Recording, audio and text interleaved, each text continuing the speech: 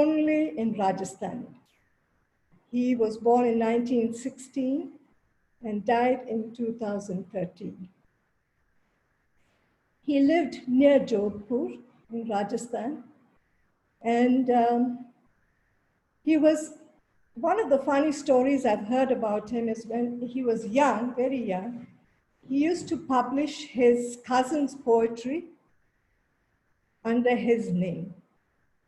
His father and grandfather were well-known poets. The cultural milieu he grew up in was that of bards.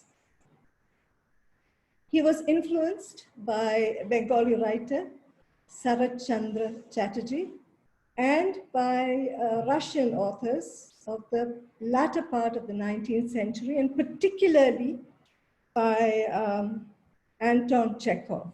He was also influenced by Tagore. He's won several awards, most prestigious of them being Padma Shri, and that from the Sahitya Academy.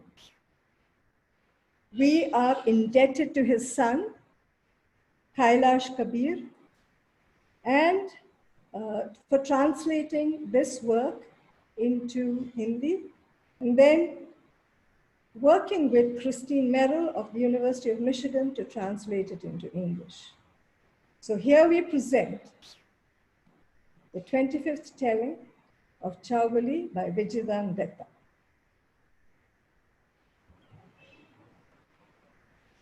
Kamaghani.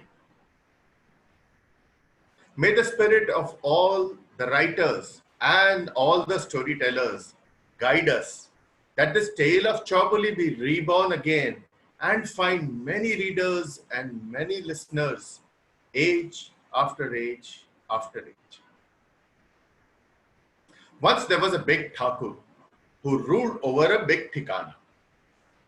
Now, Thikana is akin to fort and Thakur is akin to Lord.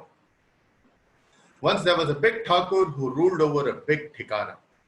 Every day morning, after his morning ablutions, washing his teeth, rinsing his mouth, the Thakur followed a very strange custom of shooting 108 arrows. Now you would say, what is strange about shooting 108 arrows? Well, this Thakur shot the 108 arrows through the nose ring of his wife, the Thakurani.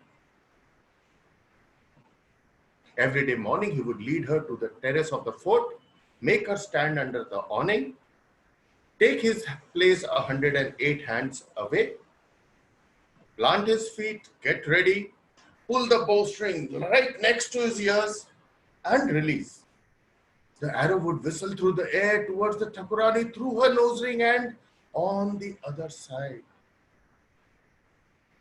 Each time the arrow came towards her, the organs in her stomach would flip. If her lord missed his mark even by a hair, there would nothing that would separate her from her creator, Lord Ram. He would sling one arrow and another 108 times every day. With all the stress and worrying around, the Thakurani's body got wasted away, as skinny as a skeleton. Her rosy complexion turned sallow. No matter how much she ate or she drank, she remained as skinny. She could hear the whistle of the arrow in her ears every minute of the day. Death has to come to all of us once. But to the Thakurani Saha, it came 108 times every day. This could not be endured. So it was not that the Thakurani Saha did not try to stop this practice. Each time she would request the Thakur or try to convince him to stop this practice, the Thakur would say, it would not be right for a big man to follow a woman's advice. If a man just gave up his daily ritual on the say of a woman, then he was not a big man at all. As soon as he would hear his own words, the Thakur would burst into a laughter. Meanwhile, the Thakurani Saha, she would feel sad She could not do anything. She had followed the Thakursa around the sacred wedding fire 7 times. And now she had to follow him for the rest of her life too. Now this Thikana was managed by a Seth. Seth is equivalent to a manager in the current context. So this Thikana was managed by the Seth. And once the Seth's niece came for a visit, as soon as she saw the Thakurani Sa so skinny and shriveled, she could not help but ask the reason why. The Thakurani Sa ignored the question. But the young and innocent niece, she kept on persisting for the reason. And in the end, the Thakurani Sa could not hold on and relented. You know, our pain sometimes have to find some kind of an outlet, right? So the Thakurani Sa told the Seth's niece the whole story. The young, innocent niece, when she heard this, she could not believe it. She could not contain her shock, neither her anger. And without thinking, whatever came to her heart, the first thing that came to her heart, she said, I swear that if a rogue of my husband ever did this to me, I would feed him horse fodder, serve him water in which I had washed my feet in, climb on his back, and then make him ride around the bed 7 times. If a husband shoots 108 arrows through his wife's nose ring, he deserves a wife who treats him like that. These words of Seth's niece were like arrows piercing the heart of Thakurani. Her strength had its limits. Wives of big men, they learn to follow through life with their heads bowed. Now the days went by. It was the month of Paush, the coldest month of all. A full moon night, the Thakur was walking towards the Rang Mahal. And as he was walking, a thought crossed his mind. How about shooting the 108 arrows through his wife's nose ring by moonlight? He thought of it, and it had to be done. Off he went, dragging his Thakurani Sa up to the terrace. The poor lady couldn't believe what was happening. Bad enough that those arrows were being shot through her nose ring by daylight, but by moonlight. And it was such a beautiful night. It was a night when lovers hold each other in great passion. This was the most romantic night of all. And here her husband wanted to shoot 108 arrows through her nose ring. As always, she begged and she pleaded. But the Thakur just turned round and angrily told her, you're the daughter of a Rajput and you're afraid? The poor lady, she didn't know what to do. She finally she just blurted out what the Seth's niece had to say. The Thakur was shocked. How dare somebody criticize his daily practice like this? Something had to be done. He was going to marry that girl and he was going to shoot 108 arrows through her nose ring. He thought of it. It had to be done. Off he set for the Seth's house with 7 or 8 attendants in tow. The Seth, on hearing that his Annadatta was coming, his lord was coming to his house, ran down the stairs, dhoti in his hand, holding his turban, and couldn't believe what the Thakur had to say. He pleaded with the Thakur, he begged for forgiveness and said his niece was a young girl. What did she know what she was saying? The niece was called for. The defiant young girl stood there and said, yes, this is what I have had to say. This is what I said.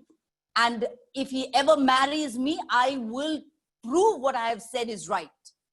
That was it. That night, the Thakur was married off to the Seth's niece. As soon as the wedding ceremony was over, the Thakur dragged her up to the terrace and made her take her place. The young girl looked at him and laughed. Why is your chest so puffed up with pride? She told him. You stand here with a nose ring and shoot 208 arrows through that nose ring. You really want to do something great, something chivalrous, something that everybody will remember? Then go win the hand of Princess Chouboli. The beautiful Princess Chouboli has taken a vow never to speak. And unless somebody makes her speak 4 times, Only then will they win her hand in marriage. 17 times 20 Rajas have tried, and now they're all grinding fodder in the dungeons. The Seth couldn't believe what he was hearing. At first, he thought he was going to let her shoot those arrows through his nose ring. Then he changed his mind. What if she missed her mark? But the idea of winning the hand of Princess Chouboli intrigued him. This is what he wanted to do. The Seth's niece, her arrow had found its mark. Well, now, isn't it strange that such a great marksman had not taken up a challenge like making Princess Chouboli speak? But as soon as he heard that, off he went, early morning, had his horse saddled and charged off towards Chouboli's town, saying over his shoulder that in 10 days he would be back with Princess Chouboli as his bride. And as soon as they saw a cloud of dust on the horizon, they should make all the arrangements and nothing should be lacking. It took 3 days for the Thakur to reach the town where Chouboli lived. And as soon as he got there, he washed off the dust from the journey, put on his tallest turban and his best clothes and his newest jutis, and went char mar up the highway towards the Rang Mahal. And there were these big Nagada drums which had been put every 100 paces. So he beat them loud and clear as he walked. The whole town was agog. That meant there was another suitor. There were so many suitors sitting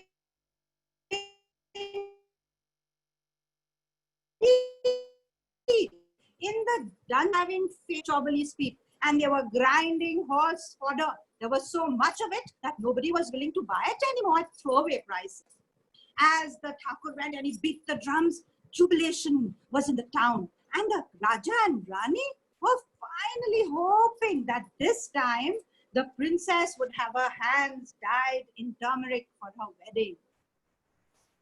It was already sunset by the time the Thakur was led by a mace bearer with great pomp and protocol to the Swarn Mahal where Princess Chouboli was. Princess Chouboli was sitting on her golden bed. There were hundreds of Piljot lamps on all around her. The sun had just set below the horizon, and the sky was suffused with red sindoor glory. The Thakur crossed the threshold into the room, looked at Princess Chouboli, and froze. He was transfixed. 4 drummers were standing on each corner of the room, waiting. If one word passed Princess Chouboli's lips, they would beat the drums. But they had been standing there all these years, and their hands were down, and they were looking like wooden puppets. The Thakur couldn't say a word. The man who had come to make Chouboli speak had already forgotten how to speak himself. The whole night passed. In the morning, the guards came to lead him away to the dungeon. That is when he suddenly came to and said, no, he must be given a chance. After all, he was a man who shot 108 arrows through his wife's nose ring. This was a challenge for him. Please, let him have another chance. But the guards didn't listen to him. They just dragged him and threw him to the dungeon and gave him sacks of chickpeas to grind into fodder. The suitors had a laugh. Another one had come. They thought that they laughed at how the Thakur was looking so ashamed of himself. There's never a dearth of fools in this country coming to do crazy things like this. 10 days, 9 days of those 10 days had passed, and the family was looking out for the Thakur's return. But on the 10th day, they got the news that the Thakur, like so many others, had failed, had even forgotten how to speak, and was sitting in the dungeon grinding horse fodder. His output wasn't much, but he'd learned the ropes. Now, the senior Thakurahin was filling out because she didn't have any more worries anymore with the nose ring and the arrows. But the junior Thakurahin said, she knew that her husband didn't have the ability to make Princess Chouboli speak. And it would be up to her to rescue him and bring him back. So she told everybody she was going for a pilgrimage. And then she took a set of men's clothing and she took the Thakur's sword. And off she went to the town of Chouboli. When she reached there, she dressed up in her men's clothing and beat the drums as she went up the road. The last set of drums was near the door of the Swarn Mahal. And when she beat them, the guard looked at her and scornfully said, you seem to have had a fight with your parents and come. You know, so many people have come and failed. Why don't you just go back? Even the milk hasn't dried on your lips. But the young man didn't listen and he beat the drum 7 times. Everyone in the town heard that and said, that's a different beat. But they also heard that after all, you know, one of these hairless young men had come. The 4 mace bearers led the young man into the room where Princess Chouboli was sitting. All the suitors waited for some news, but they knew that tomorrow morning another one would join their ranks.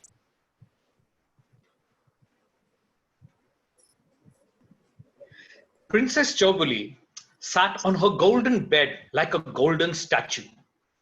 Every inch of her body spoke of the defiance and determination that she would not speak a word no matter what. As the Seth's niece walked in, dressed like a man, and stepped into the Suvarna Mahal and set her eyes on Princess Chouboli, her beauty was dazzling, and even the Seth's niece, a woman, was infatuated. She realized that there is no wonder that so many men had given up the youth of their life to grind fodder, do chakki piecing in the dungeon down just to win the hand of Princess Chouboli. But quickly regaining her composure, she sat down at the designated position. Now, since she's a lady dressed like a man, we may alternate between him and her. So bear with us on that. As the Seth's niece sat down there, she announced and said, I am a storyteller and I would like to tell a story. But who will give me hunkara? Now, hunkara is a very important word. Hunkara is the or even the nod of disagreement that the audience gives the storyteller. Believe me, that's the lifeline for storytellers. We thrive for that. We look for that. And it's the nectar of life for a storyteller. So the Seth's niece continued and said, I am a storyteller. Who will give hunkara? Princess Chouboli has taken a vow of silence. So who will give me hunkara? Because without hunkara, a story without hunkara is like food without salt. Now everybody's a glutton for a story. And since there was nobody else around, Princess Chouboli's golden bed came to life and said, I will give hunkara. Princess glared at the bed. It almost was a revolt. But having got the hunkara, storyteller decided to start the story. Once upon a time, there was a guru, and the guru had several followers in his ashram. And those followers adored him so much that it actually bothered the guru. He was actually worried that they were following him more than his teachings. And he tried to get them to focus on the fact that it was not him who was so great. And he said, there are so many marvelous people in this world. You just have to step out and you'll meet some of them. Now, one of his disciples took his advice literally and set out on a mission to find marvelous people in the world. Now, he had hardly stepped out of the ashram where he came across a man who was staring up to the sky. He went up to him and asked him, what happened? What are you looking at? Now, this man had a bow in his hand and a quiver of arrows on his back. And he said, I shot an arrow in the sky straight up. And it's been several hours and that arrow's not come down. The sky couldn't have swallowed up my arrow. And then, still while looking up, he said, move, move, move, it comes, here it comes. And sure enough, an arrow came down, slinging down, and it made a hole 100 feet into the ground. The marksman looked at it and said, that's not bad. He pulled out another arrow and he strung it and let it fly into the hole. And lo and behold, 2 arrows came flying out. Now, you and I may have heard of the prowess of Arjuna, but to see such a man in flesh and blood must definitely have been awesome. The disciple was so wonderstruck. He told the marksman about his search for marvelous people, and he said he was so happy that he found someone as soon as he stepped out of the ashram. And he asked the marvelous marksman that would he join him in his quest to look for other marvelous people. The marksman agreed. He had nothing to do. I guess he was also in a lockdown at that time. So they both headed out, the two of them, to look for other marvelous people. While they stopped to drink water at a baudi on a nearby hillock, they saw a man jumping with excitement and shouting out and saying, come on, you can do it, you can do it. Oh, wow, it has won the race. The disciple got a little worried and whispered to the marksman and said, he looks like a lunatic. We better avoid him. The marksman very wisely said, there is a very fine line between lunacy and genius. And a little madness now and then is relished by the wisest men. Maybe we should go and see what he is saying. So they walked up to him and they asked him, excuse me, sir, what were you shouting and yelling about? And the man said, most matter-of-factly, said, oh, no, nothing. I was just watching that horse race in Chouboli. You know that black horse with a star on its forehead? It was right at the back, and then eventually it won the race. It was fantastic, so much fun. The marksman looked in that direction and said, Chouboli? But Chouboli is 500 miles away. The marksman said, oh yeah, that's nothing. I can see 1,000 miles. Wow, another marvelous person, a far-sighted one. They told him about their quest and asked him to join in as well. And the three men then set out in search of more marvelous people. And they didn't have to go very long, because soon they came across a guy who was taking a deep breath. And then he would blow out. And when he blowed out like that, the trees would fly out of his way, bushes would go flying, hills would get flattened, rivers would change its course, and a road would get laid out. My God! They asked this power blower, what are you doing? And he said, Maharaja Parichat's army is coming. So I'm just clearing the way for them so that his army can go along. Wow, what a great guy. It would be so great if we had him nowadays to make our highways. So they told him also, why don't you join our Toli? And they all got together and went out in search of more marvelous people. As you can guess, they had not gone far when they came across a guy who was running like the wind.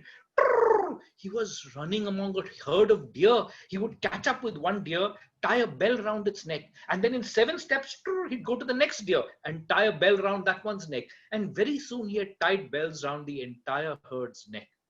And he stopped and he wasn't even out of breath. These guys went running up to him and said, wow, you run so fast, but why were you tying bells on their necks? And he said, oh, these are black buck and they're sacred to my community. And I heard Maharaja Parichat's army is coming. I was worried that some of his superstar shooters might actually try to shoot some of these buck just for sport. I felt that if they saw bells around their neck, they might think that the deer belonged to the Maharaja and they may spare them. So that's what I was doing. Wow, what a runner. Now they had really got a great team together. So they told him to join in as well. And the disciple was so thrilled that in such a short while, he had formed his own Justice League of such marvelous people. And he said, let's go to the Maharaja's court and tell the Maharaj that there is such great talent in his kingdom and he must use this talent for the benefit of the empire. So they went there to the Maharaj and told the Maharaj, oh Maharaj, you have such great people in your kingdom. You should use these people. They're very, very valuable. Maharaj thought, what can I do with them? And just then the Purohit, the chief priest of the kingdom, came in and said, oh Maharaj, we are in such an auspicious time. If at this time we can get the young prince, the Yuvraj, to ride on a horse with a saddle that is crusted with diamonds and pearls within the next 1 hour, then he will become the supreme ruler of the whole world, Maharaj. It's a very auspicious time. Maharaj thought about it. Supreme ruler of the whole world was too tempting a thought. But where will I get that saddle with pearls and diamonds encrusted on it? The Purohit continued and said, oh Maharaj, it is in our treasury in Chouboli. We have to get it from there. But Chouboli is 500 miles away. Even Swiggy doesn't deliver that fast. How will we get it? But the marvelous people and the disciple who were there said, Don't worry, Maharaj, we will take care of it. And they ran out of the court and they went up to the tallest rampart, and the far-sighted guy stood there and said, there is Kuchbuj, and he pointed to Kuchbuj. The moment he did, the power blower took a deep breath and he blew. And when he blew, trees blew away, hedges flew off, rivers changed their course, mountains got flattened, and there was a direct road right the way, all the way to Kuchbuj. No sooner had that happened than the runner took off, and he was off. And then the far-sighted guy assumed the role of Harsha Bhogle and started giving a running commentary and said, oh, our runner has already reached the halfway mark and he's not even broken into a sweat and he's doing very well. Oh, he has reached the treasury. And I can see him opening the gates and he's got the saddle in his hand. Oh, what a beautiful saddle. Really, the diamonds and the pearls are sparkling. Oh, he started on his way back. He'll be here in no time. We have nothing to worry about. And as he was coming, he said, he stopped for a drink of water. Not to worry, not to worry. We have a lot of time, so he can take a little break.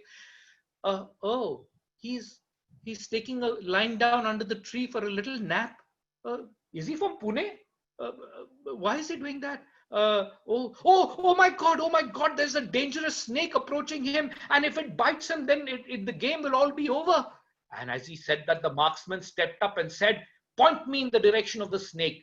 And the far-sighted guy gave him the bearings. The marksman pulled out an arrow and let it fly, and the arrow went whizzing through the air and chopped off the head of the snake. And as the snake was fluttering in its death throes, its tail slapped the leg of the runner, and the runner woke up and realized that he had a mission to complete. He picked up the saddle and he ran back to the kingdom. And everything was done in no time at all. Maharaj was very happy. The ritual took place. The Yuvraj rode around on the horse on this great saddle. And now they thought, oh, we must honor these people. They were so great. But the question arose in the Maharaj's mind, who is the most marvelous of these? At this stage, the bed, the golden bed, Princess Chouboli's bed that was listening to the story so intently and giving hunkara, said, oh, I think it is definitely the power blower who is the most marvelous. You see, in our culture, we respect and worship the remover of obstacles. So if the power blower had not straightened out the road, the whole thing would have been a lot more difficult. The storyteller disagreed and said, no. Of course, it was the runner. The runner is the one who did all the hard work. Had the runner not been able to go there and come back, there was no question. This wouldn't have been completed. No, I think it was the power blower. No, I think it was the runner. In all her innocence, Princess Chouboli was so enthralled by the story. She said, no, I think it was the marksman. Had the marksman not killed the snake in the end, nothing would have happened. The unthinkable had happened. Chouboli had spoken. The young storyteller stood up and put his hand on the silk hilt of his sword and said, beat the drums to a glorious beat. The unspeaking Chouboli has for the first time deigned to speak. And the drummer started beating. Chouboli felt like she had been doused with 1,000 buckets of cold water. She glared at the bed for having given hunkara and said, I'll have you thrown out in the junk. But now the worst had happened, but Princess Chouboli decided that this magician had enthralled her with her stories, but she wasn't going to be fooled the next time. The Raja and the Rani were dancing with joy at the thought that Chouboli had finally spoken. Maybe there was hope. And down in the dungeon, the rest of the suitors saw a glimmer of hope, a ray of light at the end of the tunnel, and they began chakki piecing with great vigor. Dham dhama dham, dham dhama dham, dham dhama dham. Dham dhama dham, dham dhama dham, dham dhama dham dham. Just as the eyes are more alluring, outlined with kohl, and the brow looks prettier, decorated with a tiki of red sindoor, so is the story better told with hunkara. The Seth's niece, dressed as a man, was very pleased with Chouboli's outburst. Not only was she beautiful, but she was also very intelligent. If Chouboli had been a man, she would definitely have married her. Even now, they were both destined to be wed. The Seth's niece, dressed as a young man, put a hand on the hilt of her sword and said, thank you, my dear bed, for having cooperated with me. Now, if I find somebody else who will give the hunkara, I can begin my next story. The glittering necklace around Chouboli's neck spoke up. I will give the hunkara. A storyteller as accomplished as you deserves all the encouragements and all the hunkaras. When Chouboli heard this necklace speaking up like that, she was furious. She grabbed the necklace, tore it off her neck, and flung it across the room. From across the room, the necklace said, if this is your wish, so be it. But I have given my word, and I can't go back on my word now. That would be a taint on your reputation. So now that the question of the hunkaras was settled, the young storyteller began, ever so sweetly. Once in a village, there lived a wealthy Seth. He was married with all the pomp and pageantry fit for a Raja. The next day, when he returned with a wife who was as beautiful as Lord Shiva's Gangor herself, he was informed of an auspicious moment for business, the likes of which would not appear for the next 7 years. Oh my God, this bride is not just beautiful, but it's like the goddess Lakshmi has arrived in the flesh. Of course, the Seth was very happy, but the bride, she was very sad. She looked at her new lord and said, Why? Why do you have to go away to distant lands? The Seth looked at her and said, Don't you know why people go away to distant lands? America, Canada, Australia?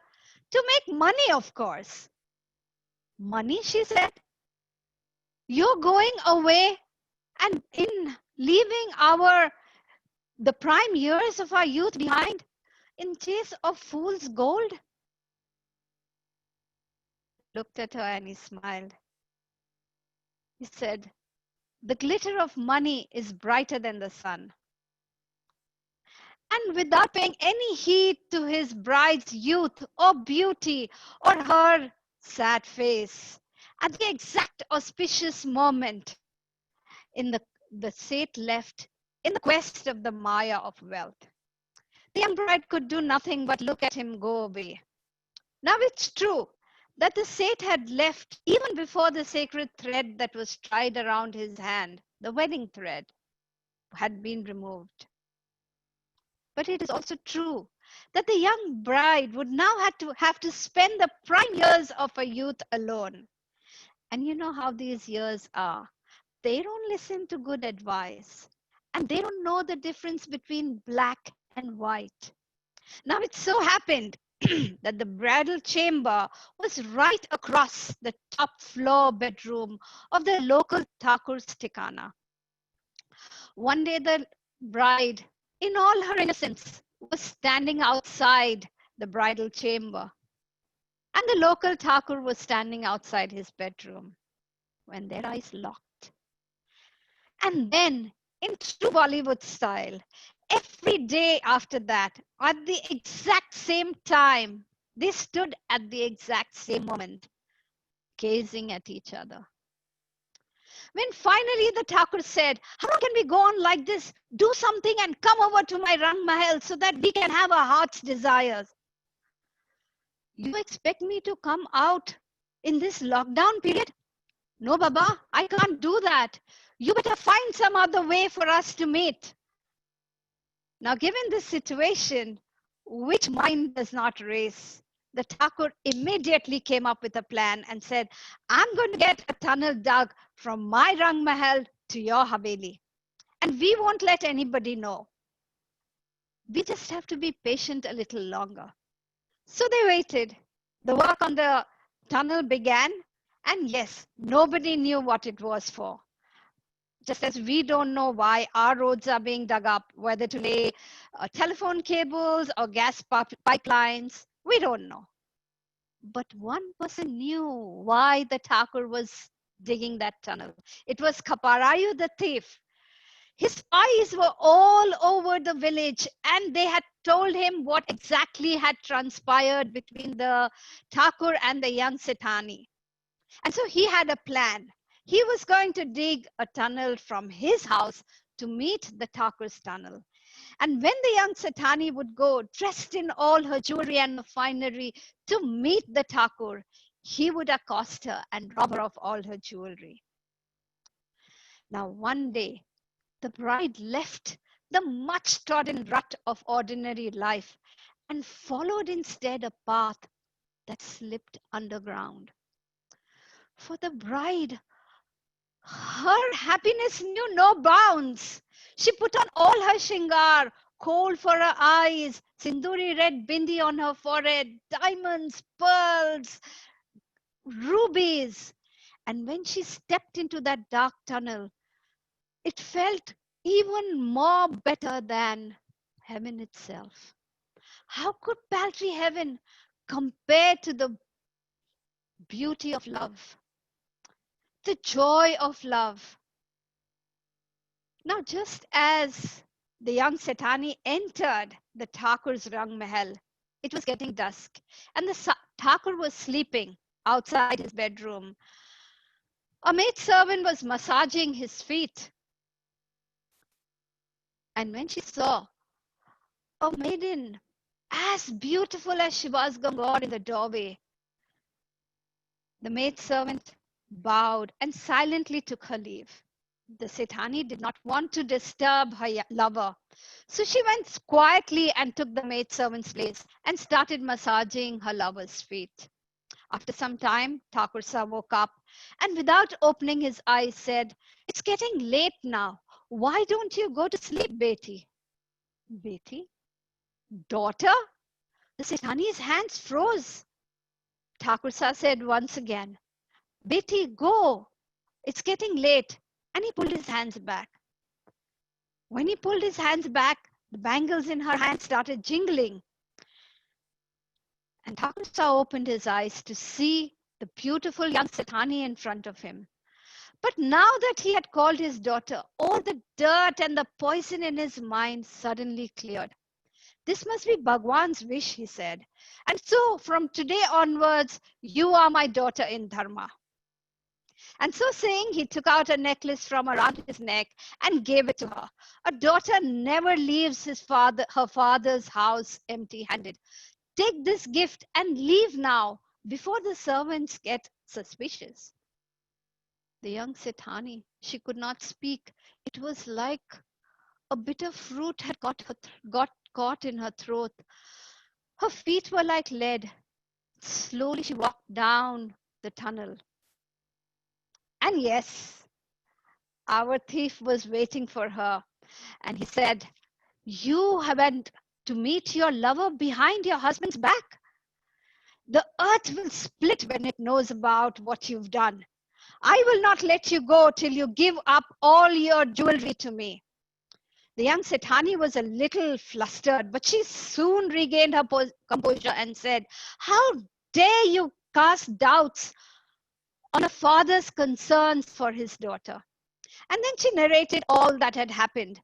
Kaparayu, the thief, believed her. And he said, "Okay, I will make you my sister in Dharma." And he let her go. The Sethani arrived at the bridal chamber. And just as she entered the chamber, she saw her husband, the Seth, taking off his turban. His back was to her, but she knew it was him. The Leelas of Bhagwan, who understands them? The Seth turned around, and when he looked at his young Sethani dressed up like this, his forehead started throbbing. But he put on a brave smile and said, "You must have some very reliable information about my return. Why else would a wife dress up like this if not for her husband?" Sethani thought, should I lie to him? Or should I tell him the truth? Because karma has a way of coming back. Why should I commit an unkarmic deed? And so she told him everything. The Seth realized that it was his fault. He had left his very own Lakshmi and gone chasing after fool's gold to faraway lands. His wife had told him the truth, and so he forgave her. Now the young storyteller turned to the necklace that was lying on the floor. Tell me, necklace, who was most true? Who was most true? Was it the Seth or his bride?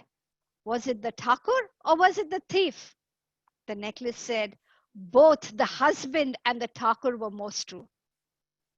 But the storyteller disagreed and said, no, no, no, it was Kaparayu the thief, because he was a thief by birth and by nature. And for him to be honest, it was going against his nature. So he was the most true. And so they both started arguing. The necklace saying it was the husband and the Thakur, and the storyteller saying it was Kaparayu the thief. And listening to all this going on, Chouboli got angry and she shot up from her bed and said, how dare you don't understand? How can you not understand? Have you ever heard a wife being so honest? It was the young Setani who was most true. When the young storyteller heard this, he turned to the drummers and said, beat the drums to the glorious beat. The unspeaking Chouboli has deigned to speak for the second time. When the Raja and Rani heard the drum beats, they were very, very happy. Twice in a night, Chouboli, she shut her mouth and went back and sat on the bed. This young magician, he was weaving stories that were making her speak against her will. Down in the dungeon, those chickpea grinding failed suitors were very happy. For them, it was like the sun was about to rise, and the drummers' drum beats were signaling the dawn of freedom for them. Dham dhama dham, dham dhama dham, dham dhama dham dham.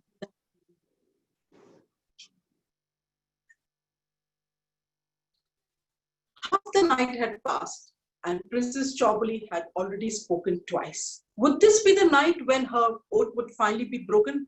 Princess Chouboli had made a vow that she would only marry that suitor who would make her speak 4 times in a single line.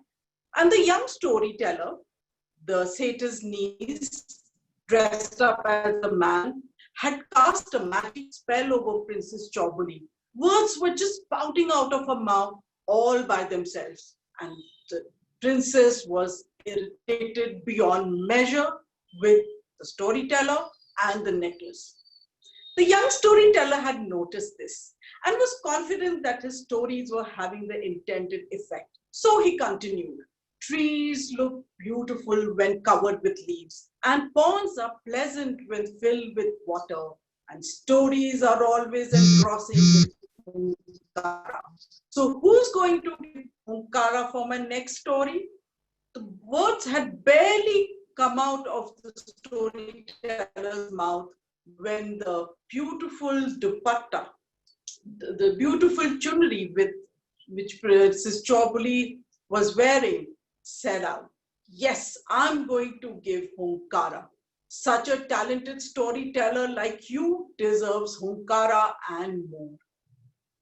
As expected, Princess Chouboli was livid with anger. She pulled her chunri and flung it on the floor. Suddenly, it seems as if the clouds in the sky had parted and revealed the beautiful shining moon. With the beautiful Chouboli's face exposed for the first time, it seems as if one of the Pilujot lamps had been lit up. The young storyteller, who was a woman, was intoxicated by the princess's beauty and thought to herself, what would happen to Princess Chouboli once the truth was revealed to her at the end of all this? But Princess Chouboli had no choice. She had to take this oath. Otherwise, she would have been married off to the richest suitor, as it happens in many arranged marriages even today.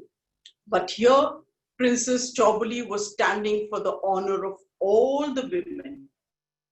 Otherwise, it would have been an insult to her honor and intelligence. Was there any man on this world who deserves such a bride? With these thoughts in her mind, the young storyteller started her next story. So once upon a time, in a grand city, there lived 5 friends. And the friendship was as strong as it was deep.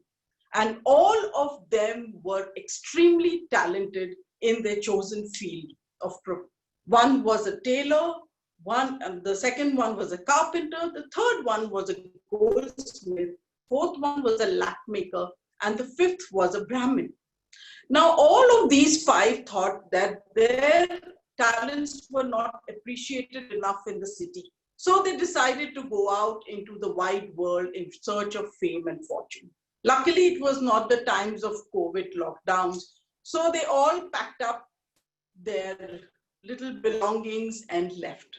Fortunately, they were not married. So there was nothing much to hold them back to the city. On the first night of their adventure, they decided to halt at a Bauri. Bauri are these beautiful stepwells that one finds in Rajasthan and Gujarat. And in those days also, one had to be wary of thieves and thugs. So it was decided that after dinner, each one of them would take turns to keep watch while the other 4 slept. First, it was the turn of the carpenter. So to keep himself awake, he walked around the Bauri. And as he was walking, he came across a log of wood, and a smell of sandalwood wafted over him. He bent down, he touched and felt and smelled the wood. It was indeed a log of sandalwood. Inspired, he quickly took out his chisel, hammer, and other tools and carved out a beautiful, life-size and lifelike statue of a young woman. Next was the turn of the tailor to keep watch. So when he saw the creation of his friend, he thought that the statue was bare without clothes. So he pulled out some cloth, needles and threads, scissors, and stitched a gorgeous lehenga choli for the statue. It would have made the designer Sabyasachi go green with envy. Third was the turn of the goldsmith. And the goldsmith was not one to be left behind. So he created the Tanish's range of bridal jewelry and adorned the statue from the head to the toe with gold ornaments. And the fourth one was the lac maker. The only thing he knew was to make motiu bangles and churao armlets. So he made those for the statue. And just before dawn, it was the time of the Brahmin to keep watch. So he brought all his friends to the fore, performed a small puja, chanted some magic mantras, and sprinkled holy water on the statue. Lo, behold, she came alive. And amongst them stood this young lady dressed up as a bride. But this proved to be a wedge between the friends, because when everyone got up in the morning, each one wanted her to be his bride. And they didn't want to share her like the Pandavas had done. They had shared Draupadi, and you know how it turned out to be. At that point of time, the storyteller looked at the Chunari and said, "Oh Chunari, tell me, who should marry this young lady? Whose bride is she?" The Chunari was quick with her response, and she said, "Obviously, it is the carpenter, because carpenter has given form to her. If he would not have done, what would the other 4 would have done?" The storyteller said, "No, I don't agree with you. It's the Brahmin, because he breathed life into her." "No, I think it's the carpenter, Brahmin, carpenter, Brahmin," they went on.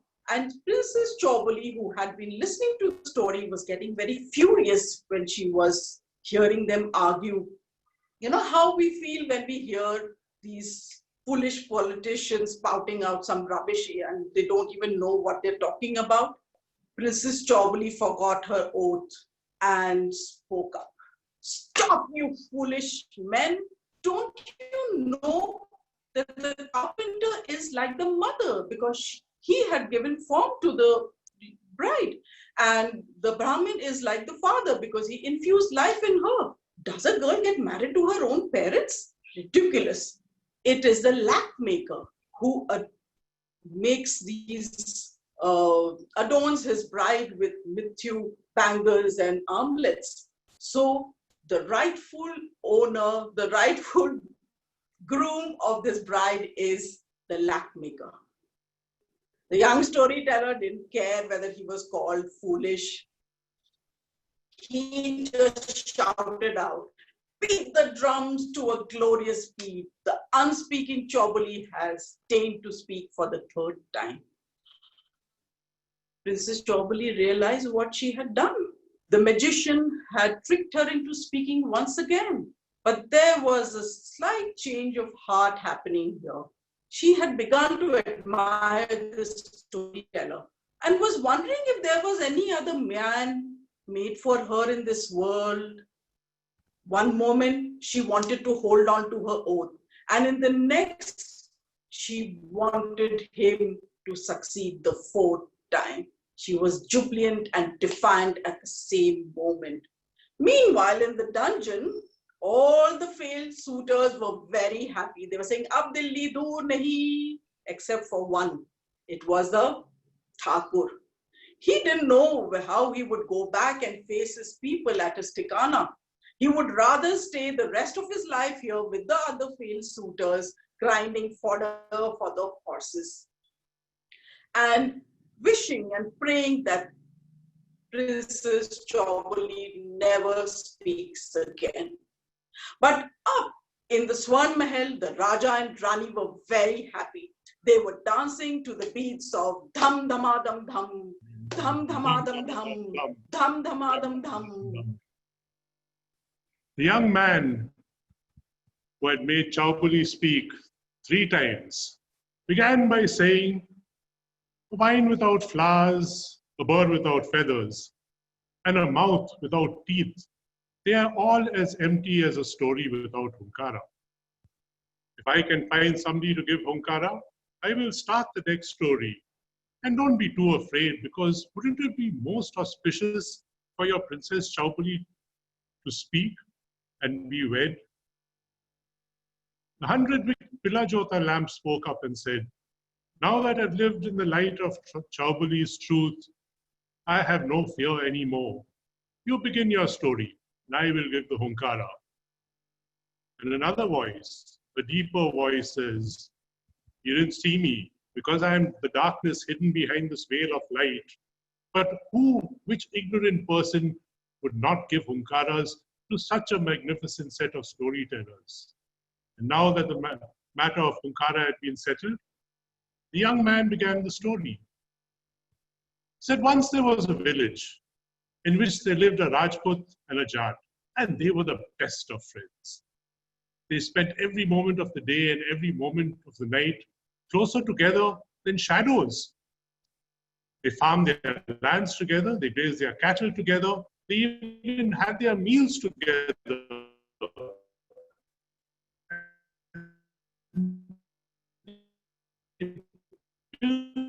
Their houses side by side of brothers. Now it so happened that the Jat had to go to his in-laws' place for the Muklava. That is the traditional ceremony of bringing the bride back. He asked the Rajput to accompany him, and when the two of them were there, the Rajput was amazed to find that the Jat's in-laws treated him better than they treated their own son-in-law. In the matter of the food, in the matter of the drinks, in the matter of the accommodation, they would always ask the Rajput first before they asked their own son-in-law. And when the Rajput saw this, he was extremely honored. Well, they returned home, and after a few days, it was the Rajput's turn now to go to his in-law's place for his muklava. He asked the Jat to accompany him, but he was very troubled by something. He knew that if his in-laws did not afford the Jat the same respect that he had got, he would be very displeased. It would be an dishonor worse than death. He kept thinking about this. The two of them set out in their carriage. Now on the way, there was a temple of Shankar Bhagwan. And the Rajput was a devotee.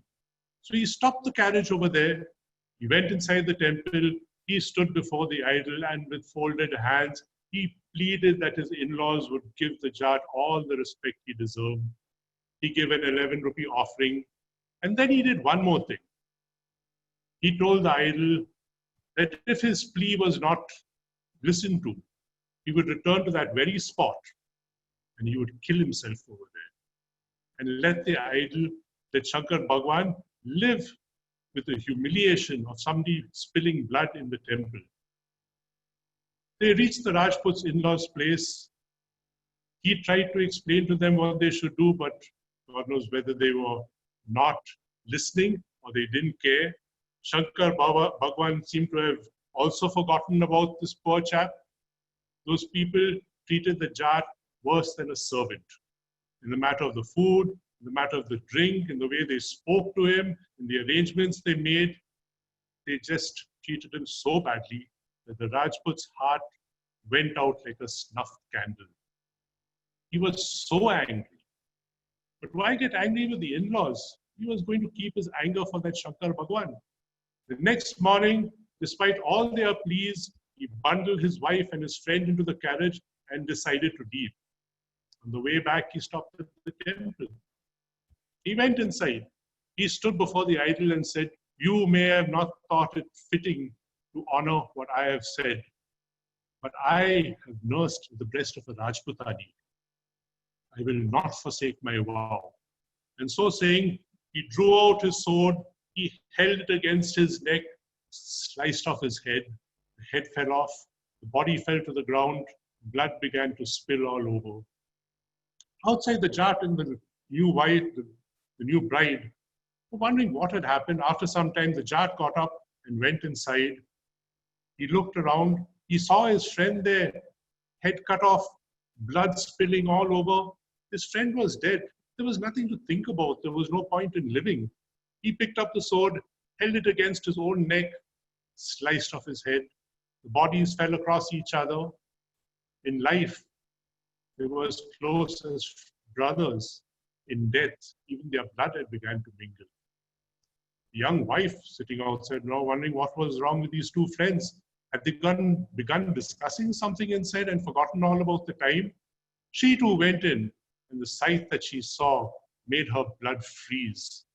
Two friends lying there, blood all over the place. What was she going to do? How was she going to explain this to her in-laws? It seemed like that Shankar Bhagwan was thirsty for blood. Let's give him some more. She picked up the sword and was about to chop off her own head when Ma Parvati appeared in a blaze of glory. She held up her hand and said, "My daughter, please forgive my husband. He's been too busy these days with the lockdown and everything. He's not had time for anything else. Just do one thing. Place their heads back on their bodies and everything will be normal again." And she disappeared after saying that. The young bride, in her haste and confusion, picked up the heads and placed them on the two bodies. But in that dark place and in her fear, she had made a little mistake. I guess you know what that is. She had placed her husband's head on the Jat's body and the Jat's head on her husband's body. And now the question arose, who was the true husband? And here the storyteller stopped the story and looked at the Pila Jota lamp and asked the lamp, "So lamp, tell me, who is the true husband?" And the lamp was about to reply when a gust of wind blew in and blew out all 100 wicks. But the darkness took up the challenge and ventured an opinion. The darkness said, the body is 20 times the size of the head. Obviously, the one with the Rajput's body is her true husband. Chouboli didn't wait to hear any more. She shot up from the bed as if it were on fire. She looked at the lamp and said, "Don't you ever show your blackened face around here, talking complete rubbish without even thinking." The head, men and women recognize each other by their faces. The body that has the Rajput's head is her true husband. The young storyteller didn't bother for Chouboli's great wisdom. He put his hand on his sword, said, "Beat the drums to a glorious beat." The unspeaking Chouboli has deigned to speak for the fourth time. Down in the dungeons, the suitors started making a ruckus and demanding to be let out. The Raja and Rani were so happy, they danced all the way to Chouboli's palace. Chouboli, who had vanquished 17 times 20 nobles, had finally been vanquished herself. But in this defeat was also her victory. For finally, she had kept to her oath. While the drummers beat out a steady beat, dum dama dum dama dum dama dum, dum dama dum dama dum.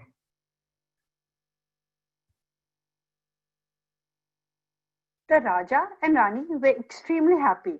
Chouboli had finally spoken and it was time for her to get married. Rajaji, like any other father, wanted the best for her daughter's wedding. So he sat thinking, what should I do? How to make it grand? And suddenly a thought came into his mind. He asked his Rani, "Rani, how many stars are there in the sky?" Rani said, 9 lakhs. The Rajaji to this said, "Okay, so let us distribute 9 lakh golden coins as mark of the celebration of our daughter's wedding." Hearing this, the ministers got a little scared. They came running to the Raja and said, "Why not distribute 9 lakh copper coins instead? It would not impact the treasury also so much." The Rajaji agreed to this. And finally, the wedding happened. Since it was not a COVID wedding, it was extremely grand with no restriction on guests. People would be speaking about the wedding years and years later also. Then came the star-studded first night of Chouboli. Chouboli sat in all her wedding finery, dressed as a bride, waiting for the young suitor. Now that the wedding had happened, there was no reason for the Seth's niece to continue the disguise. She came in a normal form to meet Chouboli. Imagine Chouboli's surprise. And then the Seth's niece told her everything. She told her about the Thakurani, the Thakur's ritual of shooting 108 arrows through the nose ring of the Thakurani, and how she had got angry and taken this pledge, and how currently the Thakur was down in the dungeon, chakki piecing like other suitors.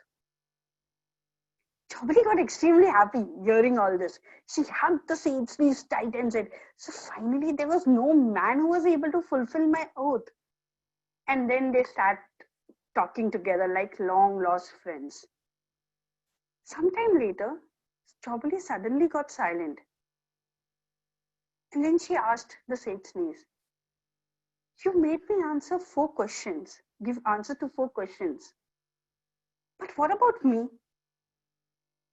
Whom am I married to?" The Seth's niece to this said, "Now this is a tricky one. If you could answer it, it would be very nice." Chouboli thought for a while and then said, "If it would be just about answering it, I would readily answer it. Because we Thakur Rajput women are allowed to get married to a man's sword. And I know you had the Thakur's sword when we were taking those 7 feras. But there are so many men down in the dungeon, so many nice men who had come to marry me. And all for what? For me to be married to a buffoon of a man like the Thakur? From what I have heard about him from you, I don't want to get married to him, stay married to him. But I don't know. I think it is God's way of punishing me." The Seth's niece said, "Chouboli, you're very smart and intelligent. If you may allow me to say so, I would like to say something." And then on her nod, she continued, "What are men for us? They all are cut out from the same cloth, just they are different in shape, size, and color. All they want us to be is be submissive to them. They had their own ways of doing it. Some shower us with fine clothes, some shower us with jewels, and some, like the Thakursa, have this ritual of shooting 108 arrows through the nose rings of their wives. I had seen Thakurani's plight, and in a fit of rage, I had taken this oath. I know there are men who have fought and won wars for women. But then there are also men like the Thakursa who would do anything to keep their prestige. Trust me, let me fulfill my oath, and then I'll stop this ritual. And then trust me, the Thakursa would be no one other than a scarecrow watching us from above. Chouboli listened to this for some time, and then she quietly nodded her head. And after that, both of them sat discussing things and talking all through the night.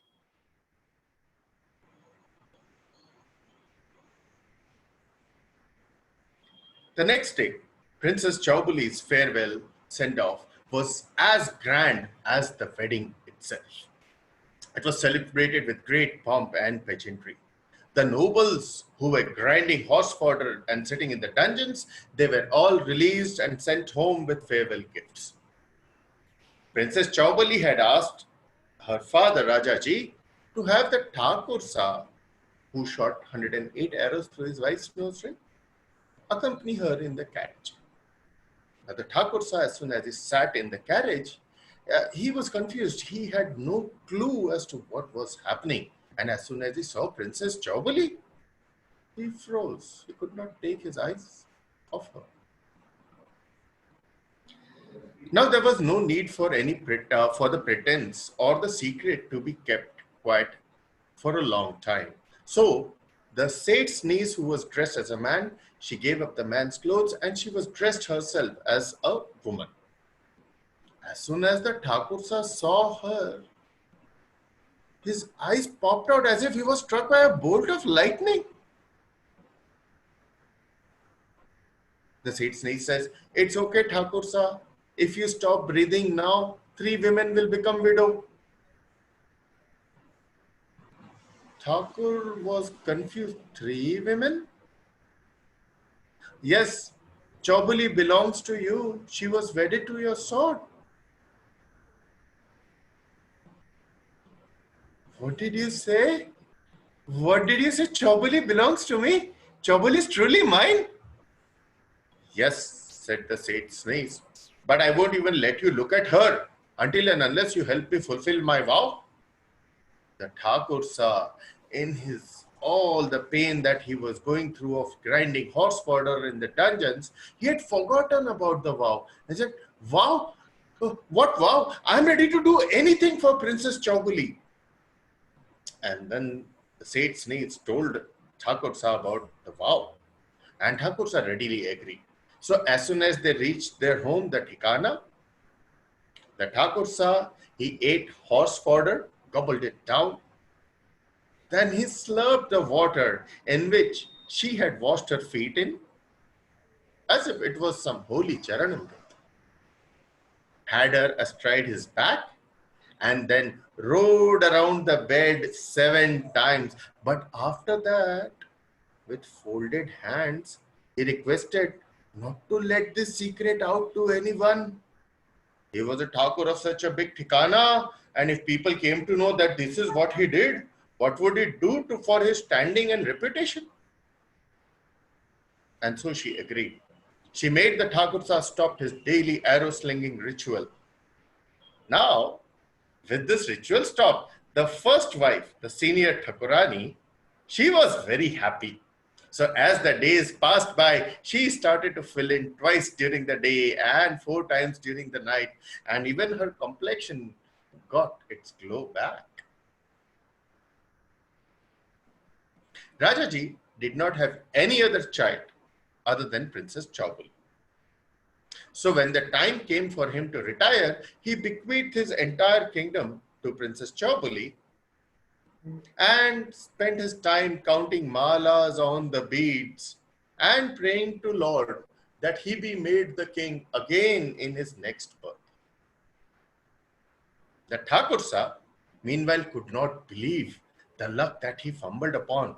From being the ruler of a small Thikana, now he was ruling the kingdom of Princess Chouboli.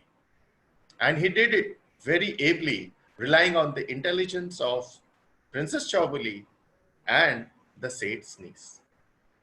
And they all lived happily ever after.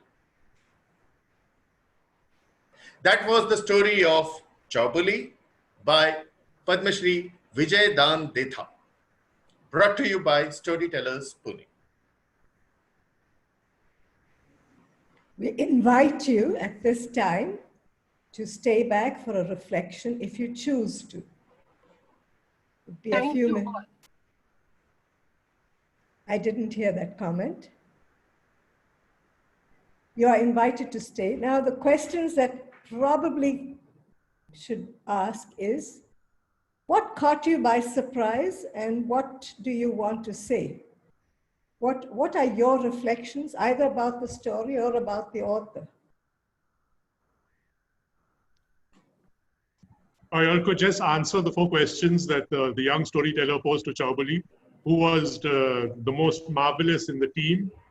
And the second one is who is actually the most faithful and honest among those, the new bride, the Seth, the young Thakur, and the Kaparayu. In the third story, it is who is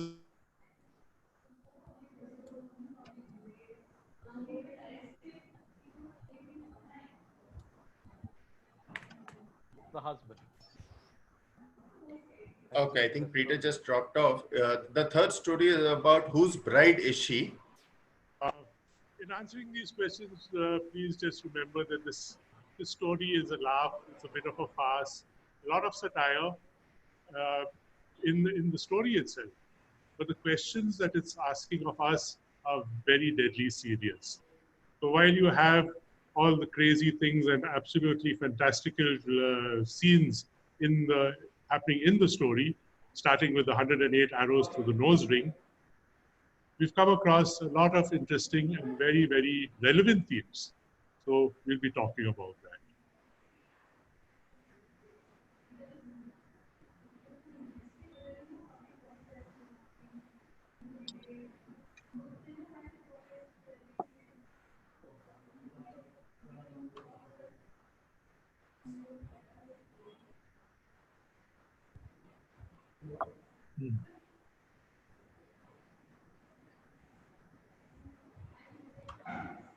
Quietness reigns.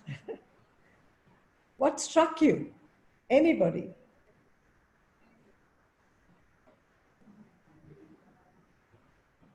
Well, it was just, it's, I don't want to wish to answer the question that Peter and Chetan said, but it was an absolutely enthralling and, we were riveted. We were just riveted by the entire sequence. By one, I must compliment to all the 8 storytellers who were absolutely fabulous. So right from the dress, creating the entire atmosphere, to Somnath, Sunita, Elaine, Chetan, Shaheen, Neeta, Peter, it was brilliant. It was absolutely brilliant. So please, I wish I had a hat. I should have got this. I would have said hats off to you. So that's just what I want to tell you this. I've heard so many stories. But for an hour and 20 minutes to have us riveted was stunning. That's just one. Second, you realize, in all these days of the Thakur being there and Thikana being there, and still actually getting rewarded, that the real power behind all these men is this one smart woman, and the inspiration behind the women is another beautiful woman in her vow. So, beware of women's vows. These women's vows can do anything to you and can take you absolutely brilliantly. Okay. The third part is, you realize in each of them, and that is true life. A lot of people talk about Ram and Krishna. And sorry to take this, but I think I want to stop at this. Ram is, let us say, an aspiration, a to-be state. A Krishna is an as-is state. And your story had so much of of deceit, of cheating at every single level. Whether it's the person giving the humkara one closest to you, so you can't trust your own bed, you can't trust your necklace, you actually can't trust anybody. But at another level, you can't trust them, but they were doing right for you. And if they had not betrayed you, you would have betrayed yourself. So it actually says, do not take an action to say it's betraying me. It's far more about life giving back to you what you need to get. So life is fair, life is just. And for me, this was part of the story.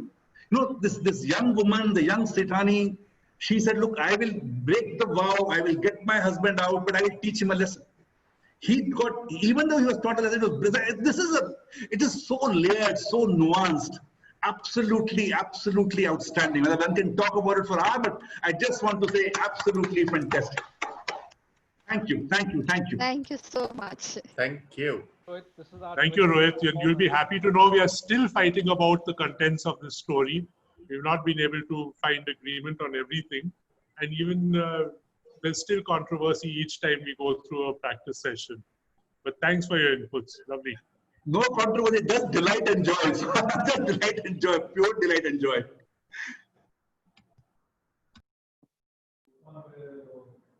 So we have something from Surya on the chat box, and I will read it out to you.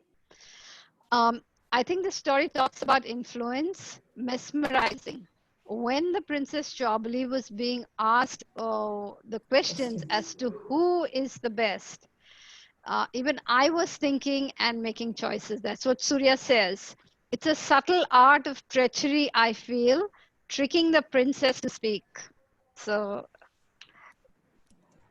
that's what Surya says, and I think it is quite relevant, yes. In all our years of doing storytelling, we found that there are several stories about people not speaking. About, there are people who have taken a vow not to speak, or people lose their voice. There's somehow this very strong theme in storytelling about not speaking, or not being allowed to speak, or choosing not to speak. And I feel that storytelling really is about giving a voice to the voiceless, and giving chances to people who haven't been speaking, and making people who are in a position to speak but not speaking comment on stuff. And I think that these questions sort of highlight that, and this is stuff that stories have been bringing out, is that we're here to, the stories in our life are meant to give us a voice, and to wake us up if we are choosing not to speak when we do have a voice. So I feel that was quite a relevant thing.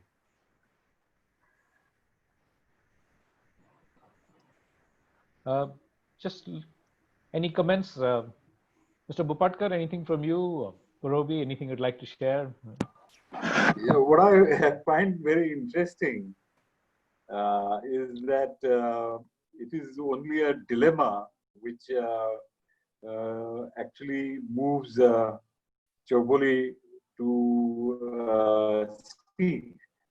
And there's no ordinary problem that attracts her. And the dilemmas are what life is all about, it appears to be. And the biggest dilemma which is presented to Chouboli actually is in the form of Seth's niece. And the dilemma before her is how does she integrate both the masculine and the feminine in her.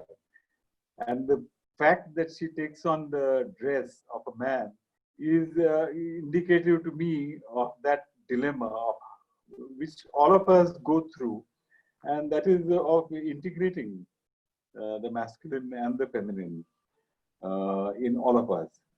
And I think that is finally what gets to Chouboli. That's my way of thinking, and it's so enthralling, and the performances, of course, superlative. So thank you for the invitation. I enjoyed it thoroughly. Thank you so much. That was a very interesting comment. I think we'll keep that. Yeah. Would anyone else like to comment and share some views? Smita Iyer says, every time I hear the story, I'm in awe. Where is she? Because she's here. Smita, say some more. Hi Chetan, this is Nishant. Hi Hi, Elaine Nishant. and Neeta. Hi.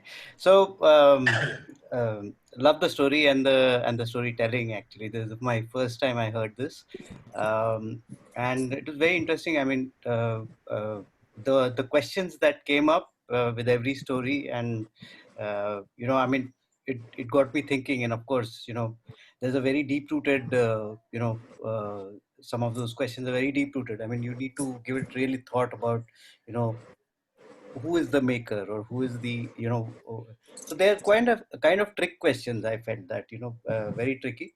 But the way Chouboli reacted, right? I mean, one is that I could feel that, coming out of those tricky situations. So in certain way that, earlier she was trying to resist it, but then towards the end she was kind of this is kind of working for me, right? So I mean, she had that kind of an expression. And so what I feel is that, finding a way out of these tricky situations can actually, I mean, be to one's benefit. And I think that is what she was kind of looking at, and she was hoping for that. And I think that kind of worked for her. But of course, I mean, the end was again tricky for me, because I mean, I didn't realize how it would end for the Thakur.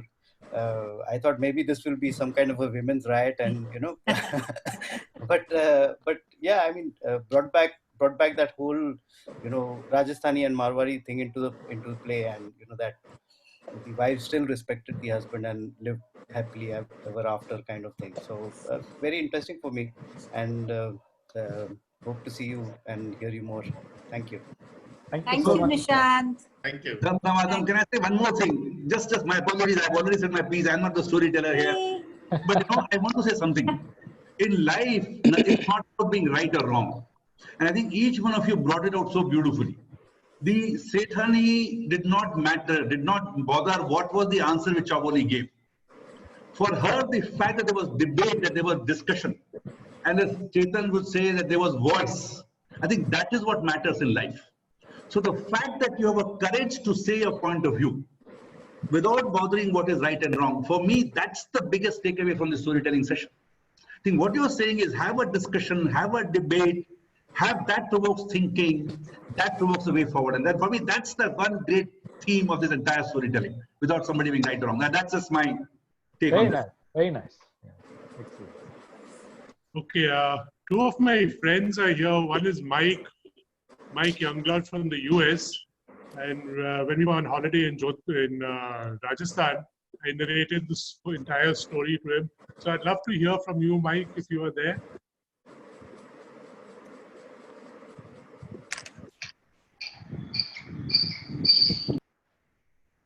Is he there? He's there, but he's on mute and without camera, so we don't know. Okay, and Anyone the other else? one is a school friend. Yes. What's happening? No, go ahead, Peter. Okay, the other one is a school friend. We were in class together, and that's Basil Sheikh. So, Basil, are you there? Can we hear from you?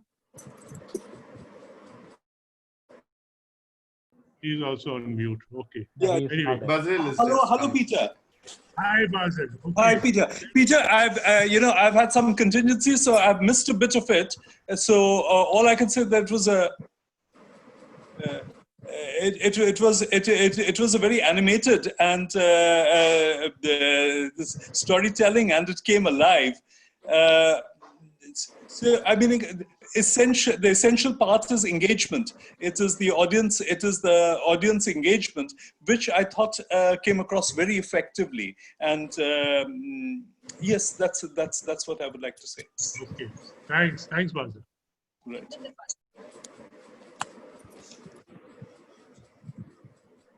I'd just like to say that it's just brilliant. I'm sitting here I'm visiting my son because they're having a baby in San Francisco. It's so lovely to see you all, to be with the storytellers, because it makes me feel like I'm home. So thank you for that. And what brilliant storytelling. I don't even have to go on and tell you about that. You know, that's a given with storytellers. But I'm amazed at this man who wrote this story. I find it difficult to write like one page. He's written 4 stories in another story. It's brilliant. And I loved the fact, the valor that came in, how one friend killed himself and then the other followed suit, and the wife was almost ready to do that. There's such beautiful values that come up, values of staying together, of how that man said, the sage said that, I've called you Beti, so I'll keep it at that. And the thief called her his sister. Such lovely values that came through this beautiful storytelling session. Thank you. It made me think. It made me introspect. It made me want to live and explore the world. And well, most of all, it made me want to tell stories too. Oh, Thank you. thank you so much. Lovely. That's Thank you. amazing. Yeah. That's the best Thank compliment you you. can give us. I know. Really. I really wish that, oh my God, out of the 8, I wish I had one little part to say. So you really got me alive and alive. Thank you so much. Thank you, Shalini. That was lovely. Thank you.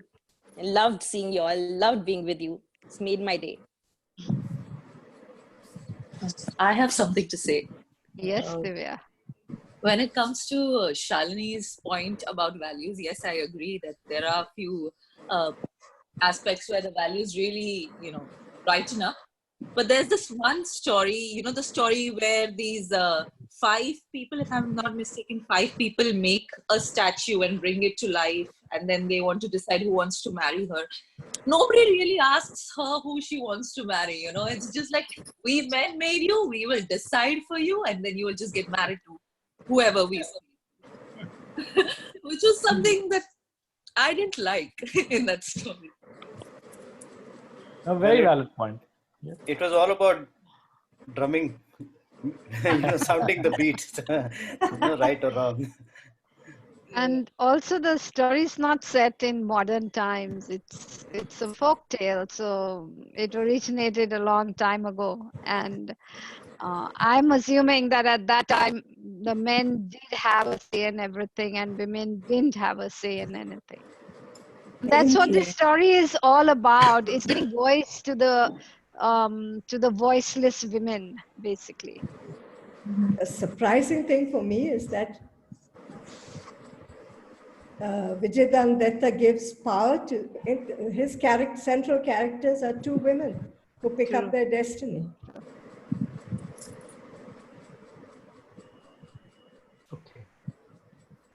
Actually, it wasn't so much, we keep saying Vijay Detta, but to go to the records of what happened was that he was a folklorist. So he used to go around to the villages and listen to the women's stories. And these are the stories of the women, which he then transcribed, and he kind of must have made them a little bit better, because original folk tales can be extremely rough. And he used to take these stories back to the women and narrate it to them. And they invariably said, that was not exactly what I've said, but you seem to have got a better version of what I want to say. So that was a very interesting thing that we came about when reading up on how these stories came to be.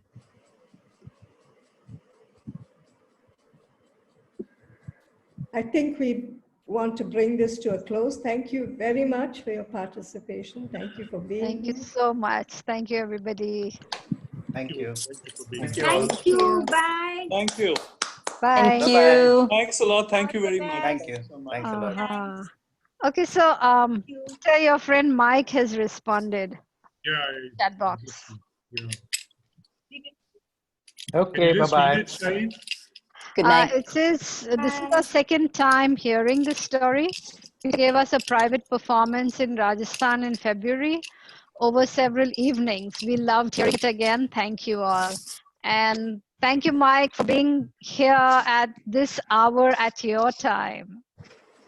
So thank you so much. Okay. And thank you, Shalini. Thank you. Thank you. Bye. Bye. Thank you. Have a lovely weekend. Yeah, Thank you you. too. Bye. Thank you. Thanks a lot. Thank you. Thank you, Basil. Thank you. Thank you, Zabeen. Stay safe, stay healthy, take care.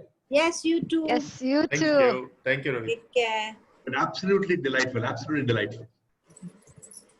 Thank you, Rohit.